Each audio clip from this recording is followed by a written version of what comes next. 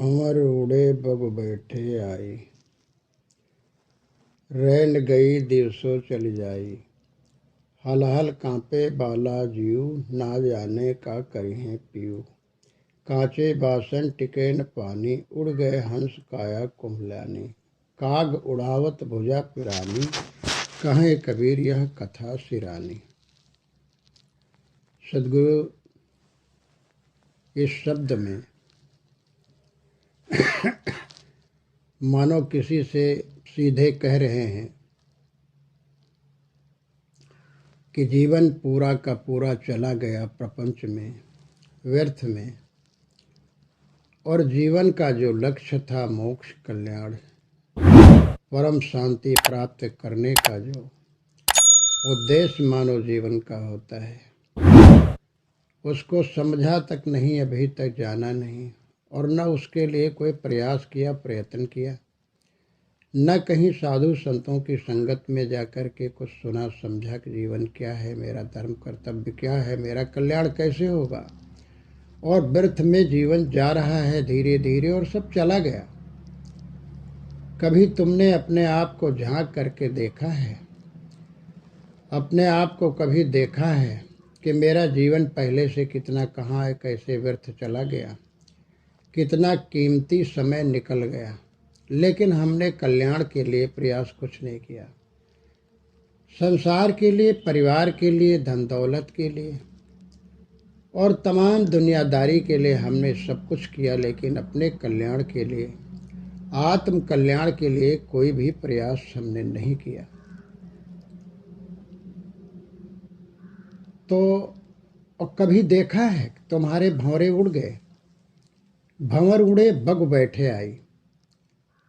तुम थोड़ा अपने देखो शरीर पर और सिर पर देखो, तुम्हारे काले काले भंवरे, जो काले बाल। मनुष्य का जब जन्म होता है तो काले बाल ही आते हैं। तो काले बालों को सदगुरु ने उदाहरण दिया है भंवरों को। जैसे भंवरा काला होता है, एकदम काला होता है,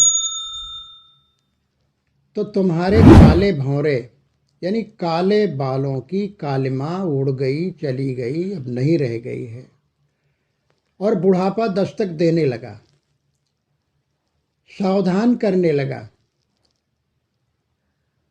कि अब वृद्धावस्था आ रही है धीरे धीरे, शरीर कमजोर होगा, कानों में सुनाई कम देगा, हाथों से काम कम होगा, दिमाग से सोचना भी कम हो जाएगा, और कर्तव्य कर्म करने में भी जो है कमी आएगी, सारे अंग शरीर के शिथिल हो जाएंगे।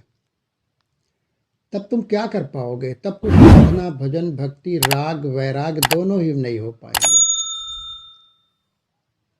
तो तुम्हारे काले काले भंवरे यानी काले बाल, बालों की काली कालिमा तो उड़ गई, चली गई, मानो भंवरे उड़ गए, और सफेद बाल होने लगे हैं। इसका मतलब बगुले आकर बैठ गए। कितना बढ़िया सटीक उदाहरण है कि बगुला सफेद होता है तो बगुले मानो तुम्हारे बालों पर बैठ गए, यानी बाल सफेद हो गए। लेकिन तुमने अभी तक सोच विचार नहीं किया, सचेत नहीं, अपने को आपको सचेत नहीं हुए, और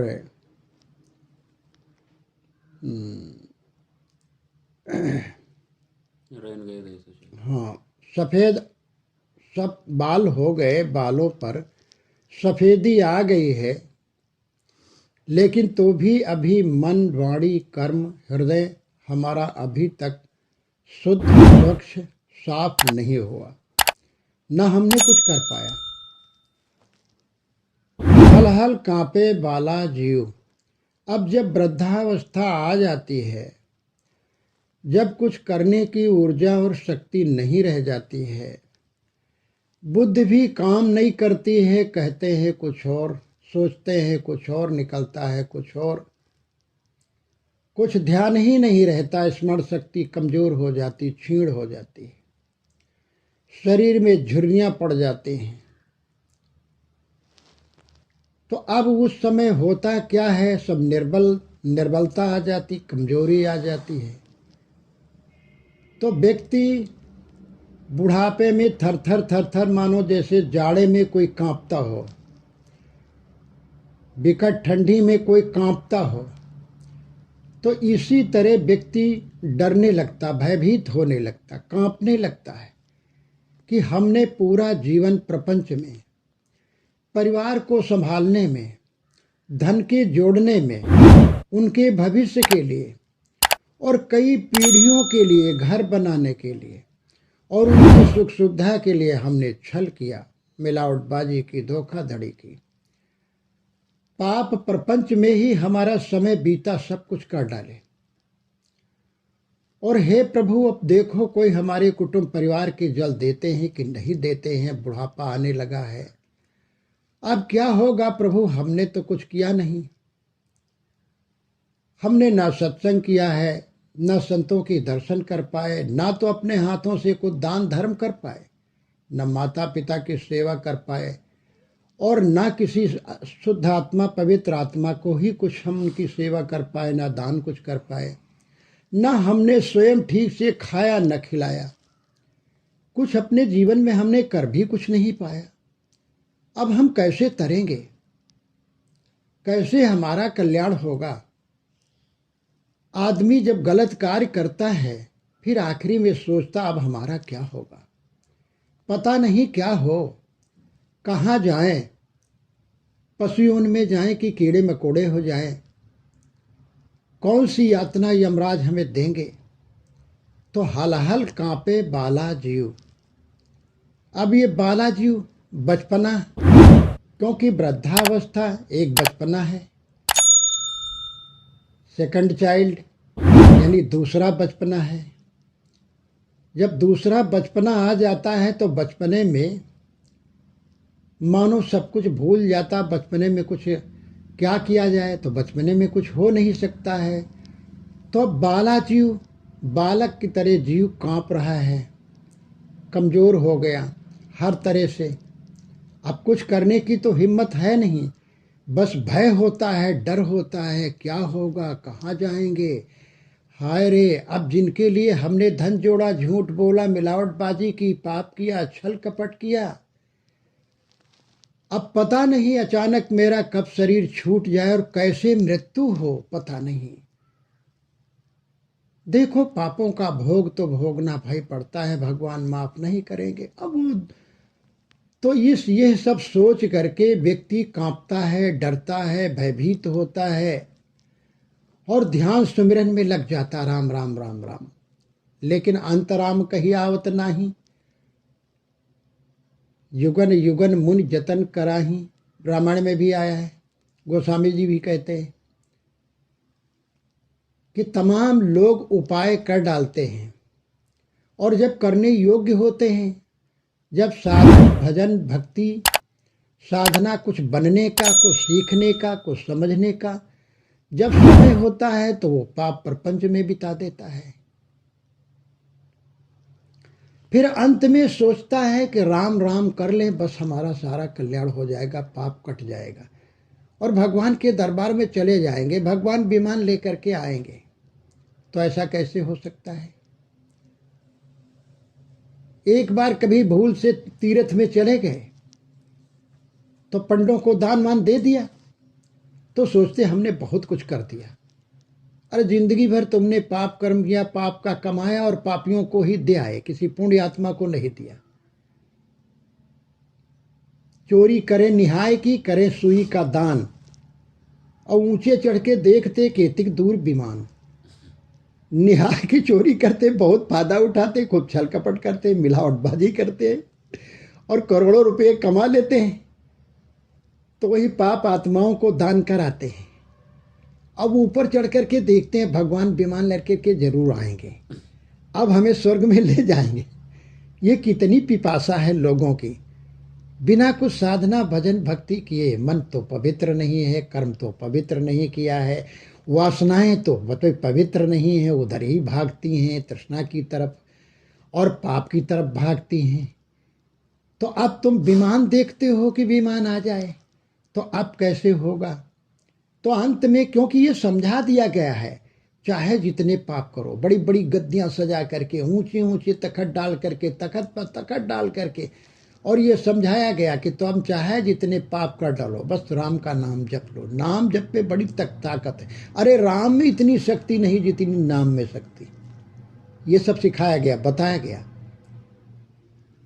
तो एक शेर में कहा गया, खुदा का नाम लेना ही इबादत है तो ए वाइज, कभी इंसान नेकी की तरफ रागिब नहीं होगा। ये किसी शायर ने बहुत अच्छा कहा है। खुदा का नाम लेना ही इबादत है तो ए वाइज, कभी इंसान नेकी की तरफ रागिब नहीं होगा। जब खुदा का नाम लेना, भगवान का नाम लेना, कर्म नहीं करना है, और जब केवल नाम से ही जन्नत मिल जाएगी, स्वर्ग मिल जाएगा, कल्याण हो जाएगा, मुक्ति मिल जाएगी, तो इंसान नेकी की तरफ कैसे जाएगा? क्योंकि ये समझा दिया गया, सरल नुस्खा दे दिया जाएगा। गोस्वामी जी भी कहे इस पर, वो नाम, राम नाम जप के लिए तो कलयुग केवल नाम आधारा कह तो दिए हैं, लेकिन जहां मुख्य पॉइंट आया है वहां पर गोस्वामी जी ने कहा है, खगेश और वो काकभूषुंडी जी आपस में बात करते हैं, संवाद है कि सुन खगेश हरि भक्त बिहाई, जे तज चाहे आन उपाई। सुन खगेश हरि भक्त बिहाई, जे तज चाहे आन उपाई। 63 महासिंधु बिन तरनी, पैर पार चाहत जड़ करनी। गोस्वामी जी कहते हैं, भक्ति भजन साधना से दूर रहते हुए, सत्कर्मों से दूर रह करके सोचते हैं कि बस राम नाम जप लेंगे और हमारा कल्याण हो गया। तो हे खगेश, हरि भक्त बिहाई, गुरु की भक्ति, भगवान की भक्ति भुला करके, साधना, दया, प्रेम, करुणा भुला करके, और ऐसे ही तर जाए तो वह कैसा व्यक्ति है? मूढ़, कि जैसे कोई नदी पार करना हो तो कहेंगे हम नाव में नहीं बैठेंगे, केवट से नहीं जरूरत है, पैसे नहीं देंगे, हम नाव में बैठेंगे ही नहीं, हाथ पैर बांध लेंगे और पैर करके हम चले जाएंगे। तो उनका ऐसा ही उपक्रम है, प्रयास है ऐसे लोगों का। तो ऐसे कैसे हो सकता है? बिना साधना भजन भक्ति के कल्याण नहीं होगा। इसलिए तप करना, ध्यान करना, साधना करना, भजन करना, सद्गुरु संतों के पास जाना, जितना समय आपके पास, जितनी जल्दी आप कल्याण कर लो, अपना उद्धार अपना कर लो, न अंत में हल हल कांपे बाला जियो, तब अंत में कोई नहीं आएगा। अंत राम कही आवत नाही, अंत में राम राम कहने से तो राम इतने तो पागल हैं नहीं, दौड़ो दौड़ो चलो भाई हो जाए। हाँ भाई, अजामिल ने कह दिया था नारायण नारायण, तो भगवान विमान लेकर, भगवान इतना भी नहीं जान पाए कि अपने बच्चे को पुकारता कि हमको पुकार रहा और विमान लेकर के आ गए। तो ऐसी ऐसी कथाएं बनाई गई तो आदमी गाफिल है, सत्कर्मों से अलग है, और कहता सत्संग क्या करना है भाई, साधुओं को क्या, साधुओं के पास जाने की क्या जरूरत है? वो तो जब धन रहा, वैभव रहा और सब कुछ करने की जब शक्ति रही, तो साधुओं को देख करके कहता रहा है तो निठल्ले हैं, ये तो देश के, ये समाज के भार हैं, बोझ हैं, खाती हैं, ऐसे दूसरों पर अपना जीवन निर्धारित किए पलते हैं। तो तब सतगुरु संतों से उसने कुछ अपना कुछ कल्याण की बातें नहीं की, ना उनके पास गए, ना उनसे कुछ साधना भजन भक्ति सीखी, ना कुछ साधना भजन भक्ति में लगे। तो अंत में अब कौन तुम्हारा उद्धार करने के लिए आएगा? अंत में कोई नहीं आएगा, ये केवल बकवास है। तो आखिरी में व्यक्ति चाहे जितना कुछ करे, लेकिन पुण्य जो पाप कर्म है, महाभारत में कहा गया है कि जैसे आदमी चलता है तो छाया उसके साथ साथ चलती है, इसी तरह पाप कर्म मनुष्य का पीछा नहीं छोड़ते हैं, उसका दंड उसे अवश्य मिलता है, वो कहीं भी जाए। तो तू जो है सावधान रहना चाहिए। तो आदमी जरूर पुण्य कर्म कुछ कर देगा तीर्थों में जाकर के, पवित्र आत्माओं के बजाय, पुण्य आत्माओं के बजाय जो है वो जाएगा पाप आत्माओं के पास ज़्यादा जाएगा कि भाई ब्राह्मण कौन है, पंडित कौन है, कौन कहाँ, उनको दान दिया जाए, तब पुण्य होगा, तब सीधे भगवान हमारे ऊपर खुश होंगे। लेकिन पुण्यात्माओं को तो दिया नहीं, कुछ किया नहीं उनके साथ में। तो अब जो है वो जानता है कि हमने पाप किया है, क्योंकि वो गांठ बन जाती हृदय के अंदर, वो मस्तिष्क में मेमोरी से वो डिलीट नहीं होती है, जीवन के अंत तक वो रहती है। जैसे बालापन में कुछ किया है, बालापन में जो रास्ते बने थे वो बिगड़ गए, सड़कें बन गई, वो अब भी याद है, 90 वर्ष के हो गए, 100 वर्ष के हो गए, तब भी याद है सब कुछ। तो वो कितना भी आदमी पुण्य कर्म कर ले थोड़ा बहुत, चलो देखा देखी कि किससे हमारा भला होगा, लेकिन वो पाप कर्म उसे, दुष्कर्म उसे, दुर्वासनाएं उसे कीड़े की तरह काटा करते हैं, घुन की तरह काटा करते, और स्मरण होता रहता है। तब वो आखिरी में कांपता है, डरता है, भयभीत होता है, तो नाम जप करता है। अब क्या हो, ध्यान में बैठता है, तो ध्यान में भी मन भाग रहा है, ध्यान में भी मन भागता है, वो ठहरता नहीं है। तो कांपता है कि हाय भगवान अब क्या होगा, हे प्रभु अब क्या होगा, तुम ही जानो, तुम बड़े दयालु हो प्रभु, हमें तार देना। तो अब कैसे तरण होगा, कैसे कल्याण होगा, इसलिए सावधान रहना चाहिए। हल हल कांपे बाला जीव, ना जाने का ना जानो का करें पियू। अब देखो मालिक क्या करें, प्रभु क्या करें, पता नहीं क्या हमारे जीवन का हो, कैसे जीवन शरीर छूटे और हमारी आत्मा कहाँ जाए, हमारा क्या होगा। अब उनके हाथ में है, प्रभु के हाथ में है, ना जानो का करिए पियू। अब प्रभु क्या करेंगे, तो प्रभु क्या करेंगे, तुमने जैसा कर्म किया है उसी के अनुसार आपको तो फल मिलना है। आपने कोदो बोया है तो क्या उसमें धान थोड़े होंगे, आपने बबूल का पेड़ बोया है, बोए पेड़ बबूल का, तो आम कहाँ से खाए। साखी ग्रंथ में भी साहब कहते कि व्यक्ति जैसे बबूल बो दिया, कांटे के पेड़ बो दिया, फिर उसमें चाहे कोई मीठे फल मिले, आम के फल मिले, तो वो कैसे मिल सकते हैं। तुमने दुख बोया, कांटे बोया, तब फूल और फल कैसे मिलेंगे। तो आदमी जानता है कि हमने जीवन में कोई अच्छा काम नहीं किया है, काट कपट के अलावा, पाप कर्मों के अलावा, छल के अलावा, मिलावटबाजी के अलावा, ये हमने धन की तृष्णा में अब जीवन जा रहा है, तमाम कुछ कर दिए, तिजोरी भर दिए, बैंक बैलेंस कर दिए।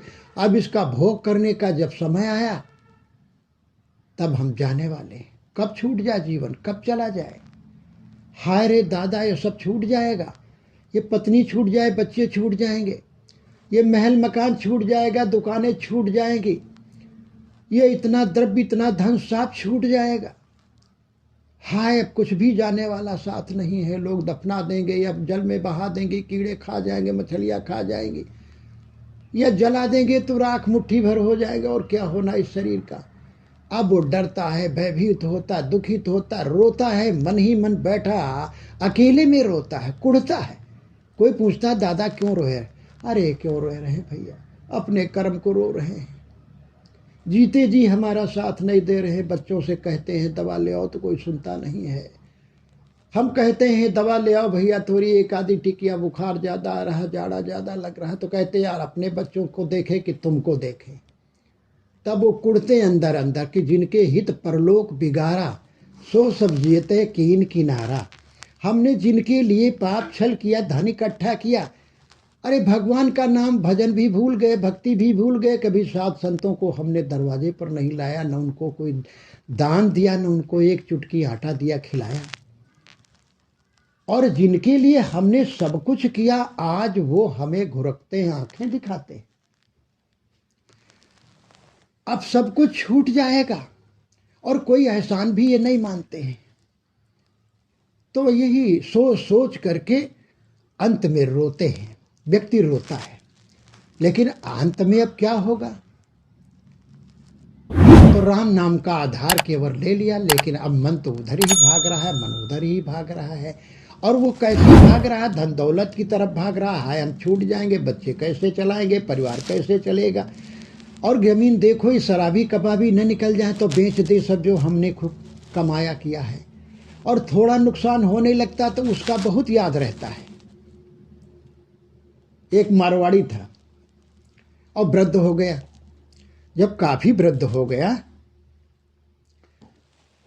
तो मारवाड़ी मरने को आया, मरने का समय आया तो बाल बच्चे सब बैठे थे, लड़के सब बैठे थे, बहुएं सब बैठी थी, आसपास दोस्त मित्र बैठे थे। तो अब ये कान में कान लगा करके कहते, मुंह में कान लगा करके, कान में मुंह लगा करके कहते थे पिताजी कुछ बता दो, पिताजी बता दो, पिताजी बता दो। तो अब वो कहते थे तो पिताजी क्या बोल तो पाते नहीं थे, तो बहुत ताकत लगाए, झड़ झड़ झड़, तो ऐसे मुंह घुमाए। तो दूसरा भाई कहता है पिताजी कहते हैं झाड़ी में कुछ रखा है, झाड़ी में कुछ रखा है। पिताजी कुछ झाड़ी जंगल जो लगा है पास में गांव घर के, इसी में कहीं कुछ गाड़ दिया है, कुछ रख दिया है, वही झाड़ू। तो पिताजी अब सुने तो अब बड़े जोरों से ताकत लगाए, अरे कहीं झाड़ू बछड़ा चबा रहा है, यानी झाड़ू चबाया जा रहा है। भगवान में मन लगेगा, ध्यान साधना में मन लगेगा।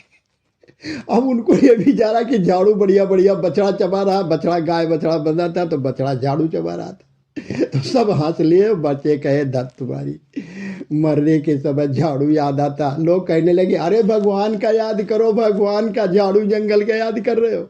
बच्चे समझे झाड़ी में कुछ रखे हो, उन्होंने कहा अरे झाड़ू बछड़ा चबा रहा। तो देखो अंत राम कई आवत नाही, अंत में कुछ नहीं बनेगा, कुछ नहीं, इसलिए सोचो ये न सोचो मरने के बाद कान में कुछ कह दिया जाएगा। यहाँ पंडित जी खत्म हुए तो मैं गया था, पास में खड़ा हुआ, तो जो पंडित पिंडदान करवाते यहीं पर कफन के अंदर रखते थे।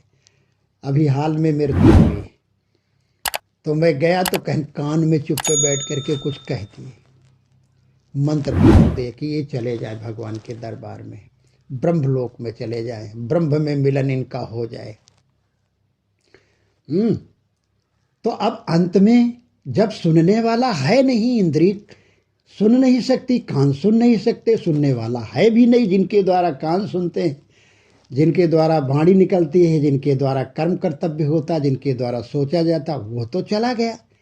अब सुनेगा कौन तुम्हारा मंत्र, कल्याण का मंत्र? अब होना क्या है? लेकिन लोगों को ये सब बता दिया गया है, इसीलिए लोग भक्ति भजन से, साधना से बिल्कुल लापरवाह रहते हैं। तो इसी तरह हल हल कांपे बाला जीव, ना जानो का करिए पीऊ, कांचे बासन टिके न पानी। अब कच्चे बर्तन में, मिट्टी का कच्चा बर्तन हो कुम्हार का, और उसमें पानी छोड़ दिया, जब पका हुआ बर्तन तो कुछ ठहर सकता है, लेकिन इतना कच्चा शरीर है, इतना बेकार है, डेगचून से भी कच्चा है।